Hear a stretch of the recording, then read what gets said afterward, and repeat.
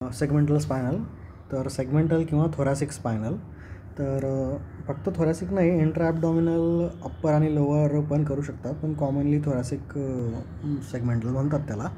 थोरॅक्समध्ये पॅरामेडियन जावं लागतं. अप्पर ॲब्डॉमिनलसाठी तुम्हाला म्हणजे T10L1 लेवल घ्यावी लागेल. T10 घेतली तर अप्पर ॲब्डॉमिनल होईल 2 ते 3 वर आणि 2 ते 3 खाली असं. आणि लोअर सर्जरी आहे तर त्याने लेवल नाही सांगितली, पण मग त्याच्यात तुम्ही हायपोबॅरिक प्लस काय म्हणतात सॉरी ते मिस्टेक झाली, हायपरबॅरिक आणि आयसोबॅरिक. तर 1 ml हायपरबॅरिक आणि 2 ml आयसोबॅरिक घेतली तर मग तुमचं सॅक्रल पण कव्हर होतं. हे हायपरबॅरिक जे आहे ते खाली जाऊन सेटल होईल. पण वेगवेगळ्या सिरिंजमध्ये घ्यायचं आहे, ॲडिटिव्ह टाकू शकतो, काही प्रॉब्लेम नाही आहे. तर त्यांचं म्हणणं आहे की थॉरॅसिकचा कायफॉसिस असतो 6 लेवलला, कायफो 6ला, तर त्या लेवलला थांबतं. T4पर्यंत गेलं तरच ब्रॅडी होतो, युजली जात नाही, आणि गेलं तरी मोस्टली सेन्सरी ब्रॉक असतो, लवकर विअर ऑफ होतो, काही प्रॉब्लेम नाही आहे. तर थोरॅसिक लेवलला CSF कमी असतं, कॉर्ड अँटेरियरली असतो, आणि नर्वच्या आपण इमिजिएटली जवळ देतो, या गोष्टींमुळे डोस कमी लागतो. तर कॉर्ड अँटेरियरली असते तर भीती नाही आहे इंजुरीची. त्या उलट लंबर आणि सॅक्रल लेवलला कॉर्ड जो आहे तो फार पोस्टेरियरली असतो. कॉर्ड अँटेरियर असतो, इवन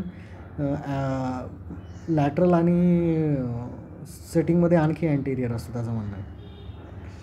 तर त्याच्यामुळे डोस कमी लागतो. T10 अप्परसाठी, T5 ब्रेस्ट वगैरे मिड थोरॅसिकसाठी तो म्हणतो अवेक थोरॅसिक सर्जरी पण करू शकतो, प्रोन सर्जरी करू शकतो, लॅटरलमध्ये स्पायनल देऊ शकतो, थोरॅको लंबार करू शकतो, लोअर थोरॅको लंबो सॅक्रल पण करू शकतो सर्जरीज इंट्रा ॲब्डॉमिनल. तर टाईप आहेत सिंगल शॉट किंवा एपिड्युरल सहित, किंवा कंटिन्युअसली पण सेगमेंटल स्पायनल देता येईल मॉर्बिडली येईल लोकांमध्ये. तर हायपरबॅरिक आणि आयसोबॅरिकचा फायदा हा आहे की पोझिशनवर डिपेंडंट नाही आहे, तर तुम्ही त्याच्यानंतर पण एपिड्युरल देऊ शकता आयसो दिल्यावर. फक्त मग तोटा हा आहे की मग तो ॲडजस्ट नाही करता येत, इंडिपेंडंट ऑफ पोझिशन आहे, बिफोर एपिड्युरल देता येतो पण ॲडजस्ट नाही करता येत. मोस्टली लॅब सर्जरीसाठी चांगला आहे, कारण की मग तो तिथेच थांबतो आणि मोस्टली लॅब सर्जरीवर असतात. तर पण रिलॅक्सेशन चांगलं नसतं. आयसोमध्ये मोस्टली मग तुम्हाला आहे क्लोरप्रोकेन आहे, लिओबिपिवाकिन आहे, रोपिवाकिन आहे, परंतु तो म्हणतो रिलॅक्सेशन चांगलं नसतं आयसोमध्ये. तर त्याचा काय फंडा आहे कळाला नाही मला. हायपरबॅरिकमध्ये मसल चांगल्या रिलॅक्स होतात, पण सिटिंगमध्ये द्यावं लागेल. तर मस्क्युलर मेल जे आहेत त्यांच्यामध्ये मग हायपरबॅरिक द्यावं लागेल तुम्हाला. आणि आयसोमध्ये क्लोरप्रोकेनचा व्हॉल्यूम जास्त द्यावा लागतो.